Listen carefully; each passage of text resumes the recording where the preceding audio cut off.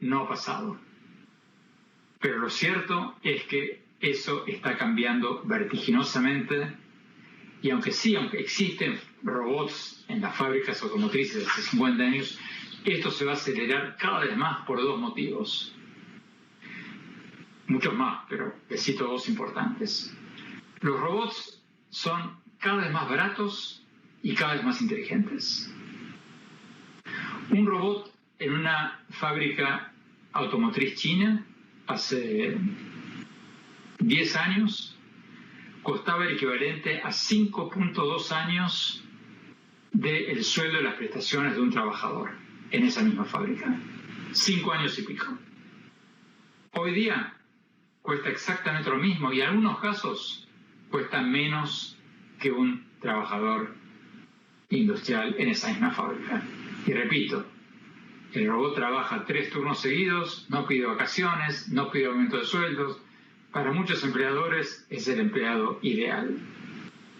Y los robots son cada vez más inteligentes, porque hasta hace 5 o 10 años un robot era una máquina que tú le insertabas un chip y te hacía algo. Te atornillaba un tornillo en una fábrica automotriz 10.000 veces por día. Pero era una máquina individual. Hoy ese robot, esa robota, está conectado a través de la nube con este robot, con este otro robot, con este robot, con todos los demás robots de su misma ocupación. Y todos aprenden constantemente de los errores y de los aciertos de cada uno de ellos. Se están convirtiendo en todo el tiempo en cada vez más inteligentes. ¿Cómo va a afectar todo esto a las universidades? Bueno, yo no creo que los profesores vayan a ser robotizados, pero las universidades van a tener que cambiar dramáticamente, van a tener que acelerar todos estos cambios que ahora estamos viendo con la pandemia y que yo anticipaba en el libro. Las universidades ya venían estando en crisis y ya estaban obligadas a cambiar antes de la pandemia, pero ahora esos cambios se van a tener que acelerar muchísimo. Creo que sí que hay un futuro para las universidades, pero va a ser un futuro distinto, van a tener que hacer cosas diferentes a las que hacen hoy. Ya antes de la pandemia, las universidades en los países industrializados venían perdiendo alumnos. Fíjense este dato, en Estados Unidos las universidades perdieron 2 millones de estudiantes en los últimos 10 años. O sea, la población sigue creciendo, pero las universidades de Estados Unidos perdieron 2 millones de estudiantes. ¿Por qué? En parte porque hay cada vez más cursos en línea muy buenos, algunos impartidos por los profesores de las mejores universidades del mundo, en Coursera, en Udacity, UTX, o sea, hay varias plataformas súper prestigiosas que están acaparando millones de estudiantes. Y muchos estudiantes dicen, en lugar de hacer una carrera universitaria y gastar un dineral, voy a hacer estos cursos. Y por otro lado, existen plataformas de enseñanza práctica, como GitHub, que en algunos casos son más influyentes o tienen más peso que las universidades. Por ejemplo, en Silicon Valley, GitHub es una plataforma para programadores. Los programadores meten ahí sus programas y son rankeados por los demás programadores. Estamos hablando de 40 millones de usuarios, 40 millones de programadores en todo el mundo. Y cuando fui a entrevistar a mucha gente sobre esto en Silicon Valley, me decían que hoy día un ranking bueno de GitHub de programador vale más que un título de la mejor universidad. Yo no estoy de acuerdo con eso y podemos volver a eso más tarde. Yo creo que las universidades van a seguir siendo importantes medidores de educación y los diplomas van a seguir siendo muy requeridos. Por eso siempre les aconsejo a todos los jóvenes, no dejes de estudiar. Un título no te va a garantizar el éxito para nada, pero te va a ayudar muchísimo más que si no lo tienes. Entonces, muchos estudiantes ya venían dejando las universidades. Y segundo, las carreras tradicionales estaban cada vez más anquilosadas. Todos nosotros fuimos a universidades donde enseñaban medicina, derecho, arquitectura y punto. Pero hoy día las necesidades son muy diferentes. Hacen falta cada vez más títulos interdisciplinarios. Alguien que quiere fabricar válvulas para el corazón, hoy día tiene que ser médico e ingeniero. Cuando yo era joven, ¿a quién se le hubiera ocurrido, pasado por la cabeza, sacar un título conjunto en medicina e ingeniería? O sea, la gente se hubiera reído.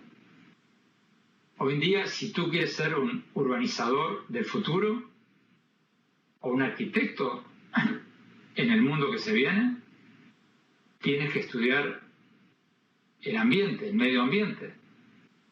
Cuando yo era chico, a nadie se le hubiera ocurrido por la cabeza sacar un título de arquitecto ambientalista, etcétera, etcétera, etcétera. Y cada vez más las universidades van a tener que hacer carreras a medida del estudiante. Carreras hechas para cada estudiante, cada vez más interdisciplinarias, títulos conjuntos, cada vez más flexibles, porque ya las carreras tradicionales como las conocemos, si las dejamos ahí y no las mezclamos con otra cosa, están bastante perimidas. Y después de esta pandemia, esto que se aceleró de la educación en línea va a ser cada vez más así. Va a ser cada vez más en línea, cada alumno, cada estudiante va a estudiar buena parte, no todo por supuesto, pero una buena parte de su carrera en línea, y va a haber lo que se llama en el ámbito educativo flipped classrooms, clases al revés. Cuando yo era chico y cuando todos los adultos que estamos en este salón virtual viendo esto éramos jóvenes, nosotros íbamos al colegio de día y de noche llegábamos a casa y hacíamos nuestras tareas. Eso es una receta para la inequidad. Porque ¿qué pasaba? ¿Qué pasa hoy en día en América Latina, en Perú, en todos nuestros países y en Estados Unidos? Quienes teníamos la suerte de tener un padre y una madre que habían ido a la escuela, a la universidad, estábamos bien porque nos ayudaban a hacer las tareas. Quienes teníamos un padre o una madre que podían pagarnos un tutor para matemáticas, para inglés, estábamos bien, no teníamos problema. Pero la gran mayoría que no tenía esa suerte, que tenía padres que estaban trabajando o padres que no habían ido a la escuela, estaban totalmente condenados a la deserción escolar y a la pobreza. Entonces, esta tecnología que estamos viendo, esta educación en línea, va a permitir, tanto a nivel escolar como a nivel universitario, las clases al revés. Tú vas a ir a la escuela, a la universidad, para que te ayuden a entender lo que no entendiste. Estudiar, aprender, vas a aprender con tu tableta en tu casa. Porque, repito, en la era del buscador de Google, el rol del profesor como impartidor de conocimiento y nada más que eso, es una cosa totalmente del pasado. El profesor tiene que ser alguien que te ayude a entender las cosas, alguien que te motive, alguien que te busque, que te ayude a encontrar tu pasión, tu vocación, alguien que te enseñe valores éticos, todo eso, menos un impartidor de conocimientos. Eso ya lo hace la tableta mucho mejor, y el profesor Einstein, el robotcito ese, mucho mejor, con mucho más paciencia y con mucho más tiempo que un profesor. Porque el robotcito o el programa de inteligencia artificial no tienen horarios, no se tienen que ir a la hora, están disponibles 24 horas al día cuando tú lo quieras. Y las universidades van a tener que enfocarse cada vez más a la educación de por vida. Hoy las universidades dan educación por 4 años, por 5 años. Tú vas a la Universidad Privada de San Juan Bautista, estudias 4 años, 5 años, te dan tu título, te vas a tu casa, lo cuelgas en la pared y trabajas toda tu vida con ese título en la pared. Eso es cosa del pasado. Porque hoy día cuando tú te recibes, ya la mitad de las cosas que aprendiste son obsoletas. Porque hay una aplicación que la hace, porque hay un robot que lo hace. entonces tú vas a tener que ir a la universidad por el resto de tu vida. Cuando estaba escribiendo el libro, lo entrevisté al presidente de MIT, la universidad ranqueada como número 1 en el mundo, Rafael Reif, y le pregunté, ¿cómo se imagina la universidad en 5 o 10 años?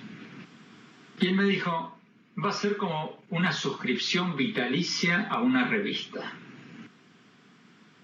Tú te vas a suscribir a la Universidad Privada San Juan Bautista, vas a estudiar como ahora, 5 años, probablemente la mitad en línea, un 70% en línea, vas a recibir tu título y vas a volver en 5 años y en 10 años y en 15 años, en 20 años, ya sea para actualizarte, porque lo que aprendiste va a ser cada vez más obsoleto, o para reinventarte, porque los trabajos están cambiando tan rápidamente y tu vocación puede cambiar tan rápidamente que vas a necesitar siempre actualizarte o reinventarte. Entonces, ¿qué le aconsejo yo a los estudiantes para que les vaya bien en esta era de cada vez más automatización? Creo que tenemos que prepararnos cada vez más como personas y como países. Pero prepararnos ¿cómo? Bueno, en el libro doy 12 consejos. Por razones de tiempo, quiero compartir ahora 3 o 4 que me parecen especialmente importantes. El primero es el que les comentaba recién. Hay que estudiar de por vida, hay que actualizarse de por vida o reinventarse. Pero eso de estudiar 4 años, colgar el título en la pared, se acabó. Segundo consejo. Los jóvenes y todos nosotros vamos a tener que ser cada vez más emprendedores. Antes, cuando yo era chico, los jóvenes buscábamos un trabajo. Hoy, cada vez más, los jóvenes van a tener que crearse un trabajo.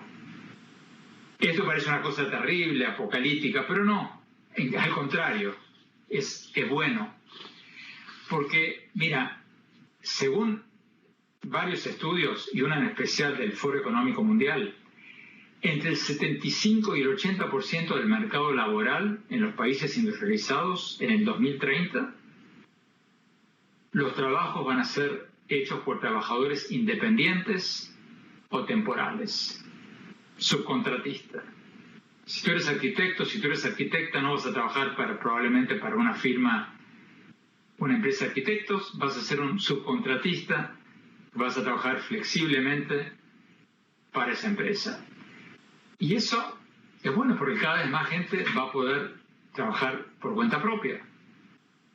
Ya no va a ser cuestión de encontrar un trabajo, sino de crear un trabajo. Y eso es cada vez más posible porque y ahora vienen las buenas noticias, se nos han ampliado enormemente los horizontes y mucha gente no lo sabe. Y déjenme darle algunos ejemplos prácticos. Hasta hace pocos años, si tú querías vender algo, ropa, no sé, artesanías, en Perú, tú ponías tu negocio en un barrio de Lima, no sé, en Barranco, en Miraflores, donde fuera, y tu radio de ventas eran, ¿cuánto? 5 o 10 cuadras a la redonda. Estabas esperando que alguien pase por ahí y le puedas vender algo. Hoy día, si tú eres un joven que vende artesanías, tu radio de acción es el mundo. Porque tú te puedes meter en eBay, en Etsy, en Artsy, en Mercado Libre, en muchísimas plataformas y vender tus productos. Se te ha ampliado enormemente el campo de acción. Lo mismo para las profesiones. Si tú eres un arquitecto, una arquitecta, un contador, un diseñador de páginas de web, antes tenías que mirar los avisos clasificados en el periódico, ver en internet qué empresa está buscando a alguien. Hoy día tú te puedes meter en plataformas mundiales como freelance.com o upwork.com y competir con arquitectos, contadores, diseñadores de páginas web de todo el mundo. Tú pones ahí, yo soy una joven peruana, diseño páginas web, cobro tanto por hora, estos son mis trabajos, estos son mis empleadores anteriores, por si quieren credenciales, ahí estoy yo. Y lo mismo hace una joven en Pakistán, un joven en Argentina, otro en... Y el empleador mira y dice, caramba, acá hay alguien en Perú que me cobra la mitad de lo que me cobran en California, y tiene un título universitario y tiene buenos reviews. Interesante. Bueno, eso se está extendiendo cada vez más y se va a extender cada vez más. Cuando escribí el libro hace 2 años, 1 año y medio, 2 años, una de estas plataformas, Upwork.com, ya tenía 8 millones de freelancers que ofrecían sus trabajos y 2.5 millones de empleadores que estaban buscando gente. Hoy, o sea, apenas 2 años, que no es nada, se duplicó el número de empleadores que están buscando gente por ahí. Y les aconsejo meterse en cualquiera de estas plataformas porque, de nuevo, se abre el campo y eso va a ser cada vez más así. El campo laboral de un joven en Perú, que antes estaba limitado a su ciudad o su barrio, hoy día se ha ampliado enormemente. Tercer consejo a los estudiantes que nos están viendo y que se están preguntando mucho la pregunta de siempre: ¿qué hago? ¿Qué hago cuando me recibo? Bueno, mi respuesta, mi consejo a todos, desde mis familiares hasta los estudiantes a los que hablo, es siempre el mismo. Si ustedes tienen una vocación en serio, que les fascina hacer, sigan su vocación. Yo en el libro tengo un capítulo que hablo de las profesiones del futuro. Y hay varias revistas que tienen las carreras del futuro, y hay varios libros que hablan sobre las carreras del futuro, y uno más son casi siempre los mismos. Todo lo que tenga que ver con medicina, porque la gente va a vivir cada vez más, estamos viviendo cada vez más. O sea, hoy día la gente vive 75, 80, 85 años, o sea, 100 años se morían a los 55, 60. Hace 200 años se morían, una mortandad infantil tremenda, la gente se moría a los 40 años. Entonces, todo lo que tenga que ver con medicina, todo lo que tenga que ver con nutrición,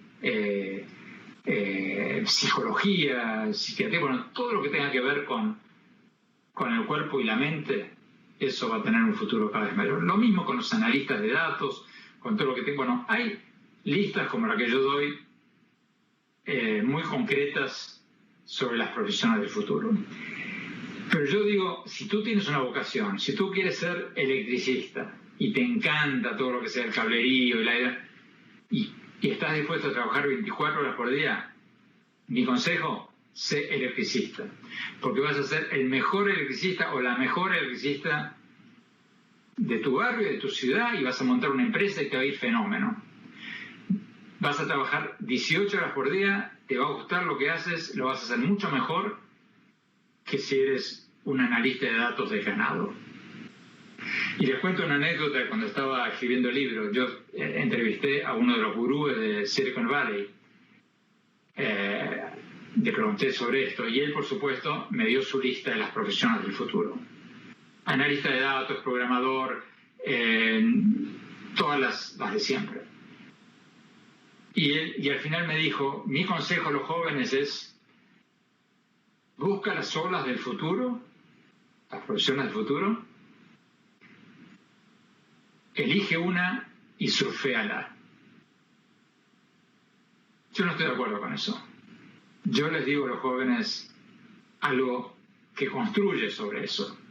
Yo les digo: ok, primero busca la ola que te guste. Si tienes una vocación muy firme, muy clara, síguela. Si no, plan B. Fíjate en todas estas listas de las profesiones del futuro, elige la que más te gusta y surféala. Lo digo por mi experiencia personal. Yo me hice periodista de muy joven, pero yo hice la revista en mi colegio secundario, me fascinaba el periodismo desde que tenía 13 años, mis padres no querían que yo fuera periodista. Decían, es un trabajo mal pago, lo sigue siendo hasta el día de hoy. Es un trabajo que llegan muy pocos, muy sacrificado, hay que trabajar muchísimo, etcétera, etcétera.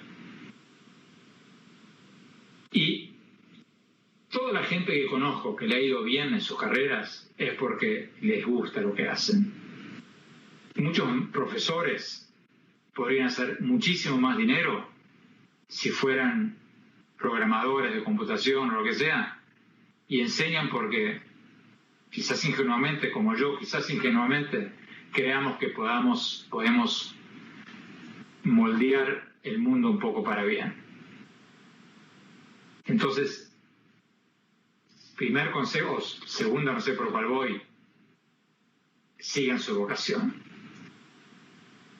Tercer consejo, cuarto, no sé por cuál voy, todos, estudiantes, profesores, tenemos que crear una cultura de tolerancia con el fracaso. Porque una de las cosas que más me llamó la atención cuando fui a Silicon Valley, a Corea del Sur, a Finlandia, Israel, a todos estos lugares que se destacan por la innovación, fue que la gente habla abiertamente de sus fracasos. Todo el mundo tiene bien metido en la cabeza que no hay éxito que no sea el resultado de una larga cadena de fracasos. Esto, cualquiera que les diga a ustedes, no, porque yo estaba caminando por la calle, se me prendió la lamparita, se me ocurrió esta gran idea, hice esta empresa, me hice millonario, no le crean. Pues yo he estudiado bastante las carreras de mucha gente y créanme, no hay éxito que no sea el resultado de una cadena de fracasos. Y me llamó la atención mucho en Silicon Valley que los jóvenes, por ejemplo, tú vas a una reunión y le preguntas a los jóvenes, ¿y tú qué haces? Y todos tienen su startup, su empresita tecnológica que acaban de empezar. Y sin que les preguntes, todos te dicen, antes yo hice 3 startups, 3 empresas tecnológicas, las empecé, me fue mal, ahora estoy haciendo una nueva que me va bien, por eso. O sea, te lo dicen sin que les preguntes. Nosotros en América Latina, en Perú, si conocemos a alguien que empezó una empresita tecnológica y le fue mal, nuestra primera reacción es crucificarlo, decir, fulano, no, ya fue. En Argentina decimos se quemó, no, fue.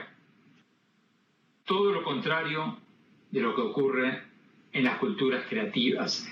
Esa crucifixión de los que entre que paréntesis fracasan, que en realidad no fracasan, en nuestros países es una gran traba para la innovación y para el progreso individual y colectivo. Y eso no es nuevo, eso siempre ha sido. Si yo me puse a investigar un poco eso, dejen de darme 2 o 3 ejemplos rápidos.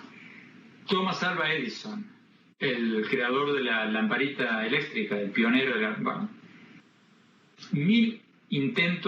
más de 1000 intentos previos hasta que inventó la lamparita eléctrica que conocemos hoy. Más de 1000. Los hermanos Wright, los pioneros de la aviación. 36 intentos fallidos antes de su primer vuelo exitoso.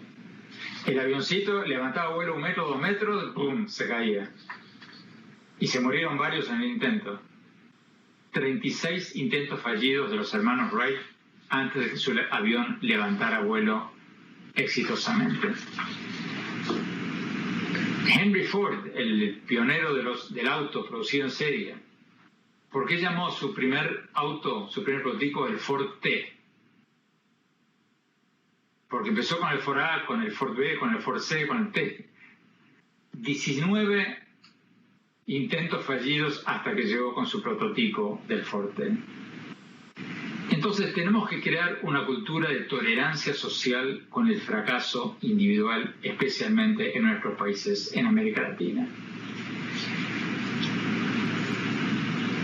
A la larga, todo esto, y voy a ir terminando para que tengamos tiempo para preguntas y respuestas, a la larga todo esto, yo creo, nos va a llevar a un mundo mejor, a un mundo donde vamos a trabajar menos, donde las máquinas van a hacer más y donde va a haber más bienestar. Porque repito, a muchos de ustedes les debe parecer esto una locura, porque la gente trabaja muchísimo, tenemos mucho estrés, etcétera, etcétera. Pero si comparamos nuestras vidas con las de nuestros tatarabuelos, que se morían a los 55 años, cuyos nietos iban descalzos, que sufrían. Yo siempre a la gente que me dice que el mundo está peor, les digo, imagínate haber ido al dentista hace 200 años, o hace 100 años, cuando no había anestesia. Te sacaba una muela sin anestesia, una pinza. Hoy día vas al dentista, te sientas ahí, te pone un algodoncito con una anestesia sabor a frutilla, ni te das cuenta. O sea, yo creo que a la larga toda esta sustitución de la tecnología de nuestros trabajos va a ser para bien. Se van a crear trabajos cada vez más interesantes y si quieren podemos ahondar en eso ahora en las preguntas y respuestas. A la corta va a ser traumático. Va a ser traumático porque mucha gente no tiene la educación, no tiene la preparación. Por eso les digo, la clave es la educación. Porque las máquinas van a saber muchísimo más que cualquiera de nosotros, pero no van a tener las habilidades blandas, la empatía, el trabajo en equipo, la creatividad, la innovación que tenemos los seres humanos. Entonces, para dejar tiempo para preguntas y respuestas, tenemos que prepararnos todos para estos cambios vertiginosos que se vienen, que ahora se van a acelerar por la pandemia, pero no es para desesperarse, es para prepararse. Gracias. Muchas gracias, señor Oppenheimer.